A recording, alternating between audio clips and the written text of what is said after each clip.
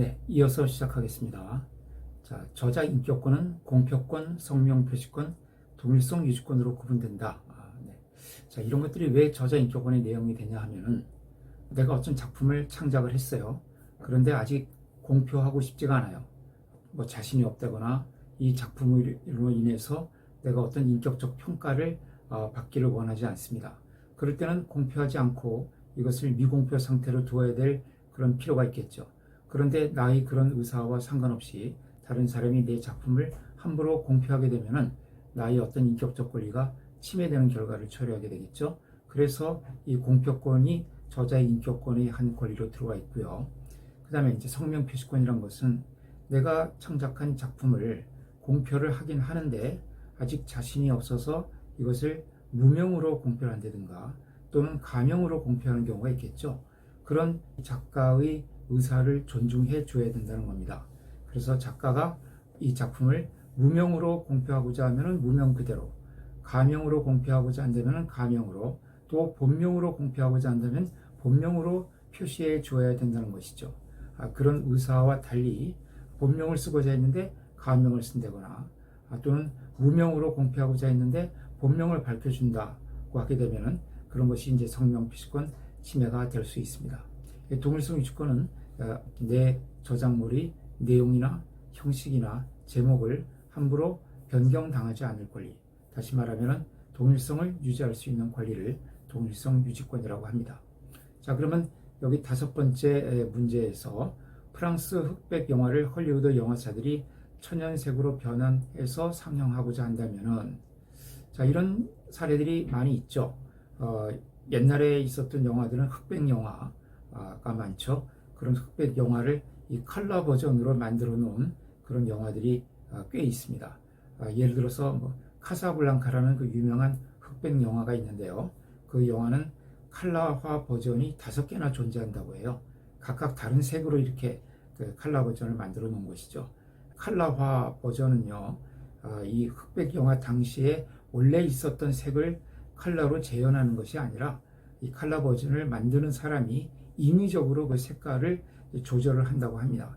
예를 들어서 카사블랑카에서 그 남자 주인공인 험프리 보거트가 입었던 코트가 브라운색이라고 한다면은 이 컬러화 버전에서는 그것이 검정색이 될 수도 있고 브라운색이 될 수도 있고 또는 회색이 될 수도 있다는 것이죠. 그러다 보니까 이렇게 여러 가지 컬러 버전이 존재를 하게 되는데, 자, 이런 것들은 전부 작품의 동일성을 훼손하는 게 되겠죠. 그러니까 내용이나 형식이나 제호를 변경하는 것이 됩니다. 따라서 이런 행위를 하기 위해서는 이 영화에 대해서 저자 인격권을 갖고 있는 영화사가 되든, 이제 보통 이런 영화의 경우에는 영화사가 저작권을 갖고 있고 저자 인격권도 영화사가 갖고 있는 경우가 많습니다. 그런 인격권을 가지고 있는 영화사로부터 허락을 받아야 되겠죠. 이렇게 저자 인격권은 반드시 꼭 개인이, 자연인이 갖고 있는 것은 아닙니다. 회사가 갖고 있는 경우도 많이 있습니다. 자, 또 외국 영화를 상영하는 국내 배급사가 상영 횟수를 늘리기 위해서 일부분을 잘라서 편집 상영했다. 그러니까 기존에 뭐 2시간짜리 영화를 이걸 상영 횟수를 늘리기 위해서 20분 정도를 편집을 해서 삭제했다. 자, 이런 것들은 전부 동일성 유지권 침해가 되겠죠. 따라서 허락받지 않고 이런 행위를 하게 되면 동일성 유지권, 즉 저자 인격권 침해가 됩니다. 그 다음에 7번째 문제, 옥외에 설치된 조각품이 손상되었기 때문에 작가의 동의 없이 수리를 하였다면, 자, 이렇게 광화문에 이순신 장군 동상이 설치되어 있는데 이것이 태풍이라든가 또는 벼락 같은 데 이제 손상이 되었어요. 그래서 수선을 했는데 똑같은 재료를 구할 수가 없어서 수선을 해놓고 보니까 색깔이 달라졌다든가 또는 모양이 달라졌다면 이것은 역시 작가의 동일성 유지권을 침해할 수가 있습니다. 따라서 그런 이제 수선 행위를 통해서 원래 그 작품이 가지고 있던 색상이라든가 모양이 달라지게 된다면 이 작가의 동의를 받아야 할 필요가 있다는 것이죠. 특히 이 조각 작품의 경우에는요, 심지어 그 조각 작품 자체는 전혀 변경을 안 하고 위치만 변경하는 경우에도 동일성 유지권 침해가 될 가능성이 있습니다. 실제로 그런 사례가 있었는데요. 그 미국의 그 리처드 쉐라라는 아주 유명한 그 조형미술 작가가 있었어요. 근데 이분이 뉴욕시의 그 공공기관으로부터 의뢰를 받아가지고 그 대형 조형물을 하나 설치를 했습니다. 보통 이 작품을 기울어진 호라고 부르는데요.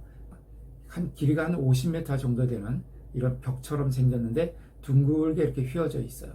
그래서 이것을 뉴욕 맨하탄에 있는 그 페더럴 플라자라는 광장에다가 설치를 했는데, 이걸 막상 설치하고 보니까 통행인들이 굉장히 불편한 거예요. 한번 방향을 잘못 들게 되면 엄청난 거리를 돌아와야 되는 이런 불편함이 있었고, 또 이렇게 그 사람들이 통행하는 광장이죠. 이런 광장에 이런 조형물이 설치되어 있으니까 통행인들이 상당히 불편을 호소했습니다. 그래서 이제 이것을 철거하고 다른 데로 옮기려고 하니까 이 작가가 이의를 제기한 거예요. 내 작품은 이것은 이른바 그 위치 특정형 조형물이다.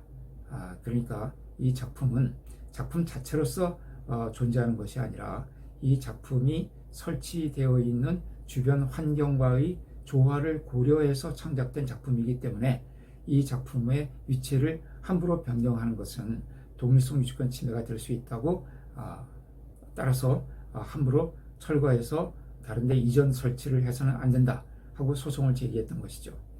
결과적으로 이 소송에서 이 리처드 쉐라는 패소했습니다. 그래서 법원에서는 이 작가의 동일성 유지권보다는 공공의 이익이 더 우선한다고 해서 이 작품을 철거해서 다른 곳에 이전 설치하는 것을 허용하는 이런 판결을 내렸습니다만은, 어쨌든 이런 조형물의 경우에는 심지어 그 조형물 자체의 모양은 전혀 변경시키지 않는다 하더라도 위치만 변경하는 것만 가지고서도 이 동일성 유지권 침해가 될 소지가 있다 하는 점을 알아두셔야 될 것 같습니다. 자, 그 다음에 8번째 문제입니다. 10년 전 건축 대상을 받은 건축물이, 자, 건축 대상을 받았다고 하면 이건 단순한 건축물이 아니라 건축 저작물이 되겠죠. 여름 장마에 한쪽이 무너져서 보수 공사를 하고자 할 때도 그러면은 건축가의 허락을 반드시 받아야 되느냐? 자, 건축물은 좀 다르게 봐야 됩니다. 그냥 조형 미술의 경우에는 이것은 그야말로 미술 작품이지만, 이 건축물의 경우에는 미술 작품이면서도 상당히 실용적인, 우리가 현실적으로 써야 하는 물건이거든요.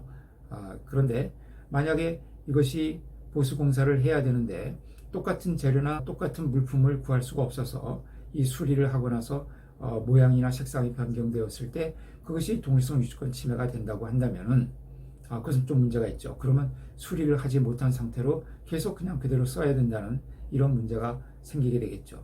그럴 때 또 작가가 허락을 해주면 다행인데, 작가가 내 작품의 변형되는 것은 나는 용납할 수가 없다, 내 작품의 색깔이 바뀌어서는 안 된다, 이렇게 고집을 피운다 그러면은 이 무너진 건축물을 그대로 사용해야 되는 이런 문제가 생깁니다. 그래서 우리 저작권법 13조에서 동일성 유지권을 규정을 하면서 2항에서 건축물의 증축, 개축, 그 밖의 변경의 경우에는 이 동일성 유지권을 제한해서 이런 변경이 허용되는 이런 규정을 두고 있습니다. 네, 이런 점을 알아주시면 되고요. 네, 그 다음에 9번째 문제입니다. A의 금강산 수채화 전시회를 본 B는 자신이 몇 년 전 그렸던 그림과 너무나 비슷하다고 생각을 해서 저작권이 침해되었다고 주장을 한다. 과연 이 주장이 인정될 수 있을까 하는 문제인데, 자, 제가 몇 번 말씀을 드렸죠. 이 저작권은 모방금지권입니다. 그러니까 모방을 하지 않았는데 똑같이 나왔다고 한다면은 그것은 저작권 침해가 아니죠. 반드시 피고가 원고의 저작물을 모방했을 때 그 모방했다는 것을 의거했다고 보통 이야기한다고 했죠. 그러니까 보통 우리 판례에서는 모방이라는 말보다는 의거했다는 말을 더 많이 씁니다. 그러니까 모방하지 않았는데, 즉 의거하지 않았는데 동일하게 나왔다고 하면 아무리 두 작품이 동일 또는 유사하게 보인다 하더라도 저작권 침해가 되지 않는 거죠. 그래서 B가 금강산 수채화를 그렸는데 A도 금강산을 같은 장소에서 같은 방향으로 같은 시간대에 수채화로 그림을 그려서 그렇게 소재가 공통되다 보니까 우연히 비슷하게 나올 수가 있겠죠. 네, 그런 경우에는 설사 두 작품이 아무리 똑같다 하더라도 저작권 침해가 되지 않는다는 겁니다. 그래서 저작물이 성립되기 위한 요건으로서 창작성이라는 것이 있는데, 창작성은 베끼지 않았다는 것, 그 다음에 최소한도의 개성을 가지고 있다는 것, 이 두 가지를 요소로 한다고 했죠. 그러니까 창작성은 첫째, 남의 것을 베끼지 않았을 것, 두 번째로 최소한도의 개성을 가지고 있을 것, 최소한도의 개성이란 것은 다시 말하면 누가 해도 같거나 비슷하게 되지 않을 것을 의미한다고 했죠. 그래서 이 두 가지 조건만 갖추면은 비록 A의 작품이 B의 작품과 아무리 유사하더라도 자기가 독자적인 창작을 한 것이기 때문에 그것은 저작권 침해가 아니고 자기의 작품에 대해서 저작권을 주장할 수가 있는 것입니다. 그래서 저작권 침해를 주장하기 위해서는 실질적 유사성, 즉 두 저작물 사이에 실질적 유사성이 있다는 것 외에 피고가 원고의 창작물을 모방했다는 것, 피고가 원고의 저작물에 의거했다는 것을 입증을 해야 된다는 것이죠. 이 부분이 입증이 되지 않는다고 하면 아무리 두 작품이 유사하게 보인다 하더라도 저작권 침해가 아니다. 그래서 특허와의 차이점을 말씀을 드렸죠. 저작권에서 요구하는 요건은 창작성인데 특허에서 요구하는 요건은 신규성, 진보성이다. 즉 특허가 되기 위해서는 그 발명이 새로워야 되고 또 종전 기술보다 진보되어 있어야 된다. 그러니까 특허는 남의 것을 베끼고 안 베끼고의 문제가 아니라 설사 다른 사람의 발명을 내가 모방하지 않았다 하더라도 이미 있는 것과 똑같은 발명을 했다 그러면은 특허권이 주어지지 않는다는 것이죠. 그래서 특허가 주어지기 위해서는 신규성, 즉 새로워야 되고 새로워야 될 뿐만 아니라 종전 기술보다 진보된 기술이어야 되는데 거기에 반해서 저작물이 성립하기 위해서는 창작성만 있으면 된다. 즉 남의 것을 베끼지 않았고 또 기존의 일반적인 작품, 즉 누가 해도 같거나 비슷하게 되지 않을 것이면 족하다는 것이죠. 9의 두 번째 문제입니다. B의 이런 저작권 침해 주장에 대해서 A는 자신의 금강산 수채화를 한국저작권위원회에 먼저 등록을 했기 때문에 저작권이 나에게 있다고 주장을 한다면 어떻게 되느냐. 자, 이것은 이제 별개의 주장입니다. 물론 A는 나는 B의 작품을 모방하지 않았다, 의거하지 않았기 때문에 저작권 침해가 아니다, 이렇게 주장할 수 있고요. 그것은 당연한 것이고, 그와 별도로 자기가 먼저 등록을 했기 때문에 내가 저작권자다, 이렇게 주장할 수 있느냐 하는 거예요. 자, 저작물은 등록할 수가 있습니다. 저작물도 특허나 상표나 디자인처럼 등록을 할 수가 있는데 특허, 상표, 디자인은 특허청에 등록을 하죠. 그런데 이 저작물은 특허청이 아니라 한국저작권위원회라는 기관에 등록을 하도록 되어 있습니다. 그런데 이 특허나 상표, 디자인은 등록을 함으로써 비로소 특허권, 상표권, 디자인권이라는 권리가 발생을 하거든요. 그런데 저작권은 이 등록이 그 권리의 발생 요건이 아닙니다. 그러니까 저작권은 그 저작물을 창작함과 동시에 그냥 발생을 하고요. 등록이 이 저작권이 발생하는 요건은 아닙니다. 그래서 설사 먼저 저작권을 등록을 했다 하더라도 그것으로서 자기에게 저작권이 있다고 주장할 수는 없다는 것이죠. 그러면 등록은 뭐하러 하느냐? 등록은 다만 입증에 있어서의 약간 유리한 점이 있습니다. 자기의 이름으로 그 저작물을 등록을 하게 되면요, 그 저작물이 자기의 창작물이라는 것을 추정을 받게 됩니다. 물론 그 추정은 다른 반대의 증거가 있으면 뒤집어지게 되죠. 그러나 그런 반대의 증거, 즉 반증이 제시되기 전까지는 내가 저작자라고 주장할 수 있는 그 정도의 효과만 있을 뿐이지, 저작권 등록을 했다고 해서 내가 저작권자라는 것이 확정적으로 증명이 되는 것은 아니라는 것이죠. 저작권 등록을 해 놓음으로 해서 다만 일종의 추정적인 효력만 가질 뿐이지 그 추정은 얼마든지 반대 증거에 의해서 깨질 수가 있다 하는 그런 의미에서 저작권의 등록은 특허나 상표, 디자인의 등록보다 상당히 약하다. 그러니까 저작권이 성립하기 위한 요건도 아니고요.